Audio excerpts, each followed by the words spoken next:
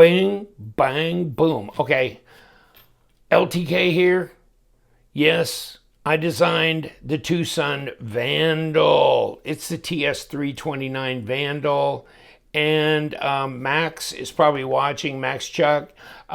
Check out, I mean, he's done a bunch of designs for a bunch of different companies, so this is not his first collaboration, but it's a collaboration with me because I went and asked him, could you help me out? Because I don't know how to put a design on computer and shit like that. And he said, okay, yeah, I mean, what were you thinking of? What do you want to do? And I sent him the design I had, and he put it on a little bit more, sophisticated layout.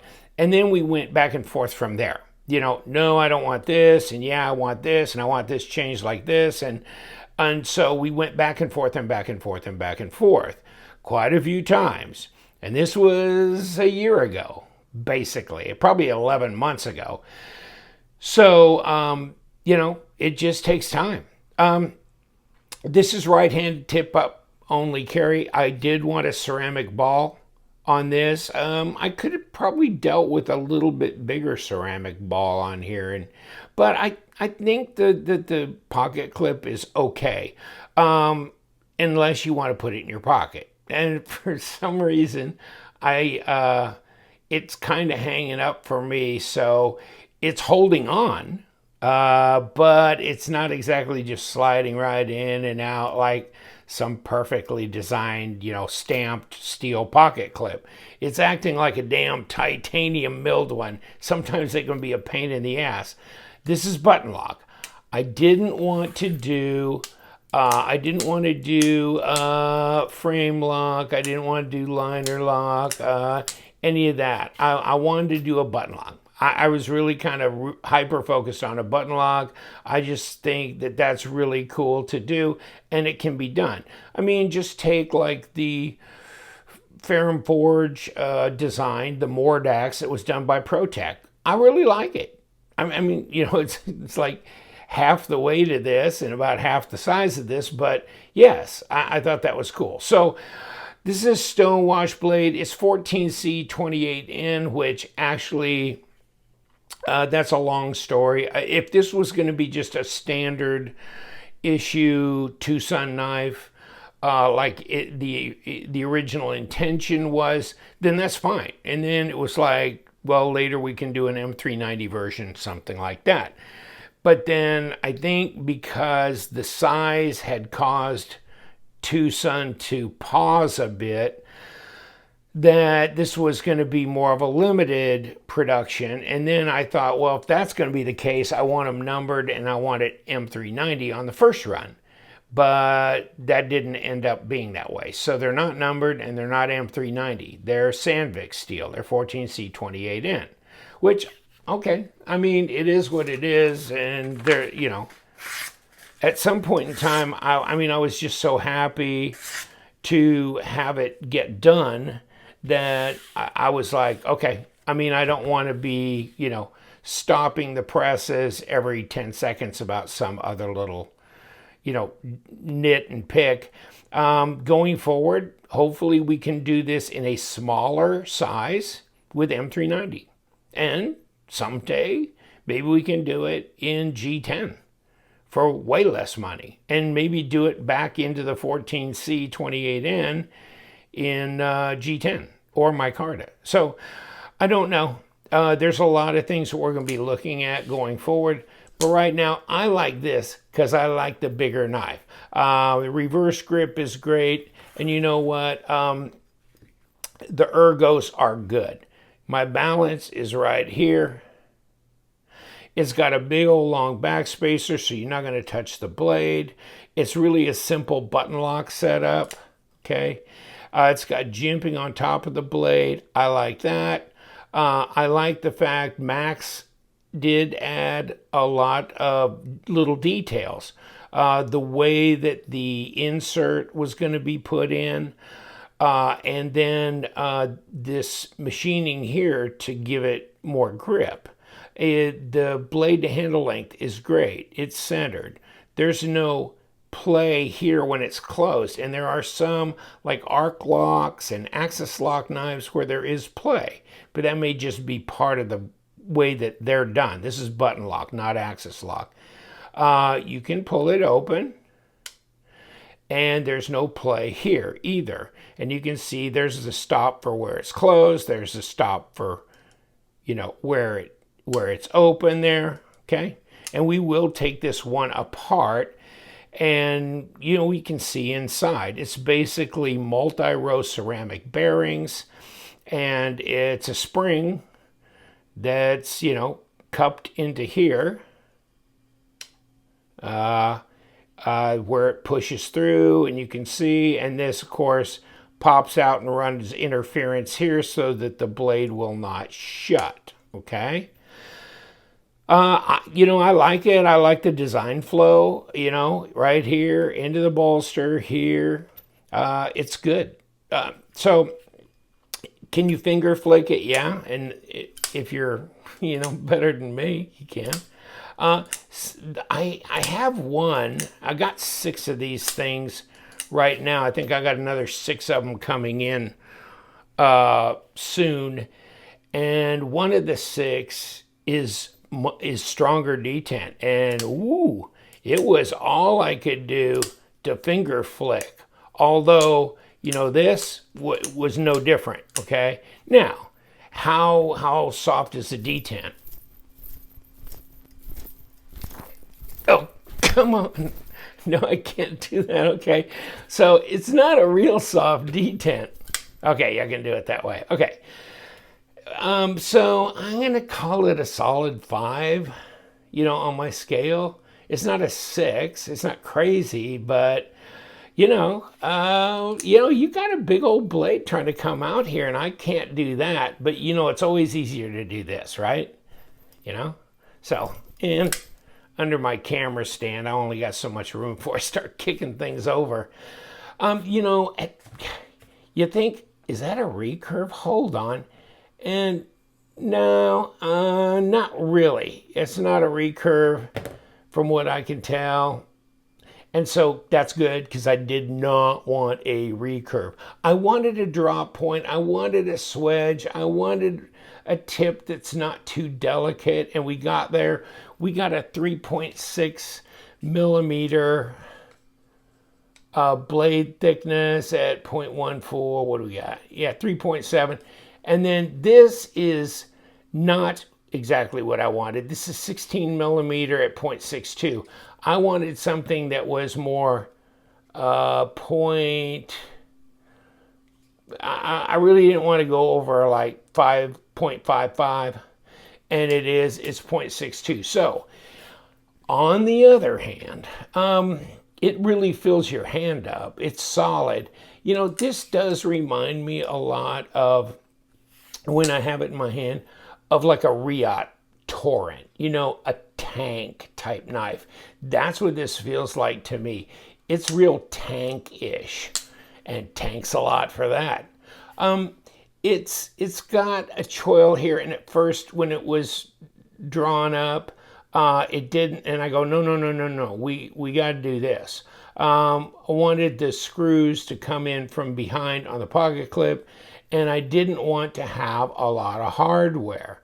So we just got this one, and then of course we got the pivot screw. So that's good. That's very, very minimal there. And of course, a machined kind of look to what hardware we have. And yeah, you don't need an entry point here, just here, okay? So really, overall, I like it. And of course, it's weight relieved on the inside, and of course the logo for myself and for Max is in there, along with the model number on it and the type of steel. Now, other knives are coming out from TwoSun that also do that. So, okay, that's good. I'm glad they're putting model numbers on their knives now, because, oh wow, it's getting really difficult to keep up. There are so many different models. But yeah, I mean, I think these are fairly thick here, these slabs. But, I mean, at least they're weight relieved, okay? there's no way that I know of to pull these inserts out, and I don't know how they're attached. If it's epoxy, if it's a two-sided tape, or what it is, because there's no place underneath. Some scales on some knives, they have a little hole underneath them in there, and you can push up and you can pop the thing out. Others are held in by the pivot and a back screw, that's kind of interferes and over the top. So if you take them out, you can pull the insert. But these, no. So I don't know. Okay. Is it a big deal? Not to me, but if you want to pimp it, then it becomes a little harder on your anodizing solution to have these attached when you're anodizing. The blade seems pretty nice here. It seems like it's got a pretty good factory edge on it, and a stone wash, I call it a light stone wash. I don't really call that a heavy stone wash, but you decide on that. We didn't want to go the fuller too far out here, but we wanted it raised enough to where you could finger flick it if you want, and of course you can just roll it out with your thumb. But of course the most fun way is like this, and it'll just drop. It'll just drop in place. So, the button lock is super easy to deal with. You can deploy it really, really fast. And yeah, so it's very, very fidget friendly. If you don't like long knives and you don't like thick knives and you don't like heavy knives, then you don't like this knife. Put it on the scale.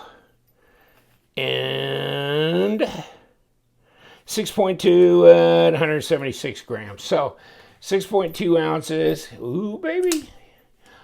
You know what? I'm getting my finger back here. I want to get as far away from that pivot as possible to give myself the best angle of getting that baby kicked open, because, woo, could the detent have been lighter? Yeah, maybe just a skosh, but, I don't know. A lot of people like a pretty solid detent where it's not going to let go accidentally, and it's not going to happen here. That's for sure. And like I said, it's centered up. It's all there, but it feels really solid. Yeah, it does. Absolutely. So it's comfortable. I think it'd be good for slicing. You got a tall flat grind here, piercing, that kind of thing, and just, an overall design that I think is attractive. There it is with the my paramilitary 2. You see what I'm saying? This is 8 1/4 overall length. This is a bigger knife. This is 9 1/4 inches. So this is an inch longer. The blade is actually, and take a look at the thickness too. Big difference in the thickness here.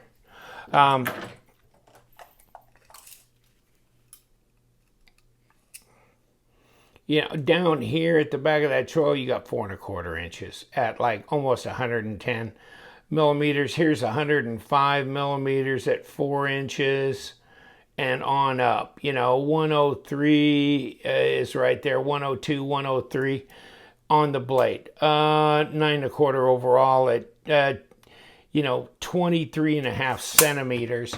And they say 236 millimeter length, overall length, but they said 98 millimeters on the blade. And obviously 98 millimeters is way understated. You can see where 98 is up in here. And obviously 98, it's not even close. It's more around 103 to 105, okay? And I knew that was the case because, in my head, I go, if it's 9 1/4 inches overall length, it's definitely got to be all of a 4-inch blade, or it'd look disproportionate. So I knew that. I've been tracking them on eBay because TwoSun's putting them up on eBay like they do. That's their formula. Okay, they get a new model, it goes on eBay. And people who want the new model, They pay the big bucks to get the first of any new model that comes out that they may prefer to get. You know, I mean, I bid on some. I don't bid on all because, you know, not all of them really appeal to me. So I bid on some. I've never bid on this, by the way. Okay, so I don't bid on this. I'm not selling them on eBay. I'm not bidding them on eBay. Okay, just to let you know for sure. But I mean, yeah, I will have a total of 12, 2 of which I'm going to keep, 10 of which I'm going to sell. Can I get some more? I don't know. I'm in the middle of that discussion. So I'll let you know going forward, because at first they were going to run 50 of these. That's it. That's when I backed up on them and said, well, then you need to number them and they need to be an M390. And then weeks later, I got an email saying they had actually made 120 of these. So I'm wanting to get some so that I can sell them direct here. But we'll see how that goes. And of course, they want to put them on eBay because they get bid. And it can be frustrating and angering to some people, but it's like crazy like a fox, because the brand new ones that come out, you know, they get bid and they go for money, and then things settle down and the price goes down. Just like me, when I try and jump in, I don't do the first few. I wait until the price settles down, then I see if I can go grab one for a really good price, you know, like many other people. So that's just the way it goes. So he's going to get his pot of gold up front, and then later it's going to drop, and then they'll sell for probably what they should have sold for. That's okay. That's okay. If that's the way he wants to do it. And then later, you know, if there's some left over, I don't know about this particular one because they didn't make tons of them, it will go on the Amazon store, White Mountain Knives, and their AliExpress TwoSun store.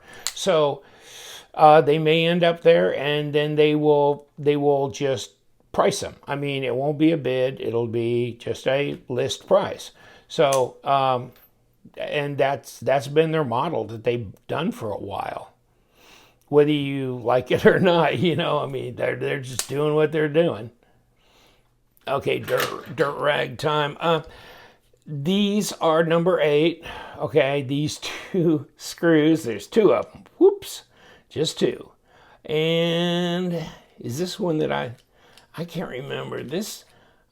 If I put some, yeah, I put some thread locker on this, which is really a light thread locker, because this was starting to back out on me. And so you're going to see thread locker on there. That was just that kind of purple stuff. It's fairly low on here. I think this is the stuff right here is what I used.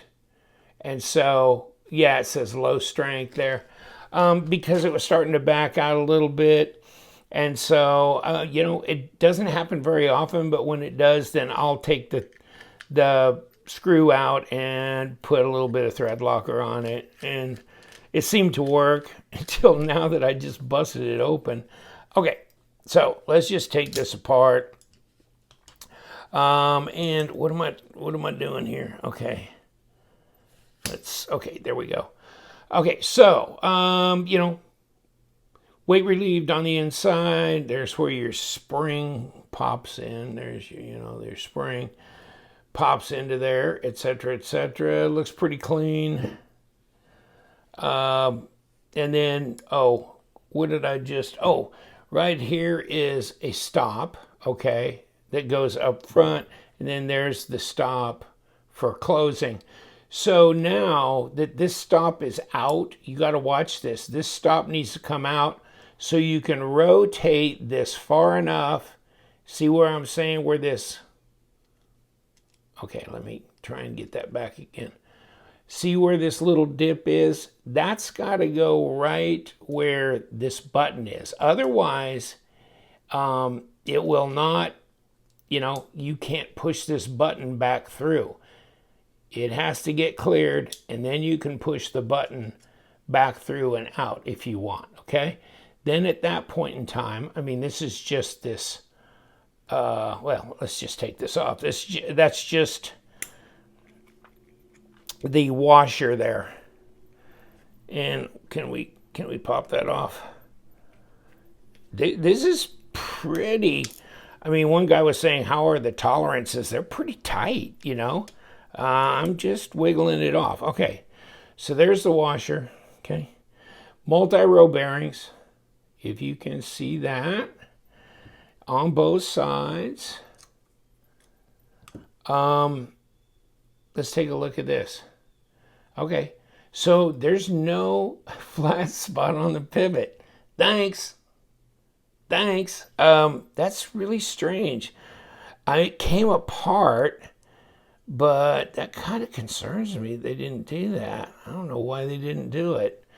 Maybe we never specified it specifically to do that, and I'm going to get back with Max on that. Okay, LTK and Max and TS329 and 14C28N. So we didn't, I mean, because at first they showed a picture of the blade saying all that, and I go, oh, no. Cannot do that. But, of course, they're going to put TwoSun on here. So, okay, I acquiesce to that. But, no, none of that. And I know that kind of takes away from a little bit of the pride of having done it, because you got to undo this to get that information, but here it is, so you don't have to take it apart to look. There it is. Oh well, I don't care. I'd rather, it's more important to keep the junk off the blade, the printing and stuff, than anything else. There it is. I mean, you just basically got your button and a spring, your bearings. Of course, you know, you got washers on both sides, and then just the pivot and one body screw, and you're all done, folks. So, I mean, it's not that complicated. You got to be judicious about how you put the blade back in when you've got this button lock sitting there. So, and I'll show you that right now, actually. So, it kind of looks like a faint bit of, like I had some, or somebody had some lube on there, but I don't remember ever putting any lube on it. I just took the screw out and put some thread locker on there, so that's kind of strange. Okay, so I want to put my button in here, and tolerances, very, very tight there, very tight. Okay, now what I'm going to do is I'm going to push this down pretty low, okay? Just enough to get my blade on there, okay? And the button, though, is going to be out, but the pivot is going to be low. That way, you see what I can do? I can slide it right in there, okay? Okay, see that? Now I'm good. Now I can push the pivot on the rest of the way through because I'm in this little area for that button lock, okay? So that's your trick. I mean, that's it, folks. Let me throw a little of this, as if I need it. These multi-row ceramic bearings, they make it pretty damn sweet. So I'm not really, there you go. That's tight on there too, you know, it's a pretty good fit. All right, so we do want this other stop pin in here, and we can push it there, okay? So here we are, right? Do we need a spring? Yes, we do. And then we can just put this on. Now, of course, the spring's got to go in this hole here, so we want to line that up to make sure that's the case. And let me see if I don't think there's anything else I got to be considering when I do this. Okay.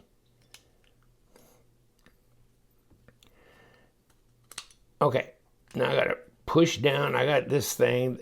Sometimes this little thing will fall out too while you're doing this. But okay, so I got to push down, okay? And I'm going to put this back in. And if it starts acting up again, I'll put some thread locker back on it, I guess. And another number 8 in here.